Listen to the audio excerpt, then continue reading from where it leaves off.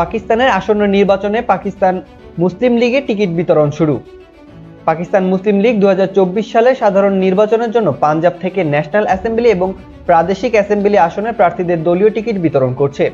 মুসলিম লীগ নওয়াজ শরীফের প্রার্থী বাছাইয়ের জন্য পার্টির নেতা নওয়াজ শরীফের নেতৃত্বে কেন্দ্রীয় সেক্রেটারিয়েট মডেল টাউনে অনুষ্ঠিত পার্টির সংসদীয় বোর্ডের 19টি বৈঠকের পর PMLN এর প্রার্থী বাছাই করল, যেখানে দেশের সমস্ত স্থানের প্রার্থীরা যুক্ত ছিলেন।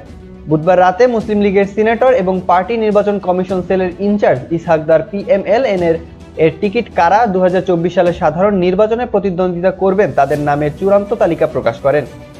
জাতীয় পরিষদের 130টি আসনে প্রার্থীদের টিকিট দেওয়া হয়েছে, তবে কিছু নির্বাচনী এলাকায় প্রাক্তন ফেডারেল মন্ত্রী তালাল চৌধুরীর নির্বাচনী এলাকা সহ টিকিট ইস্যু এখনো মুলতবি রয়েছে এবং কিছু আসনে সম্ভাব্য আসন সমন্বয়ের কারণে টিকিট দেওয়া হয়নি।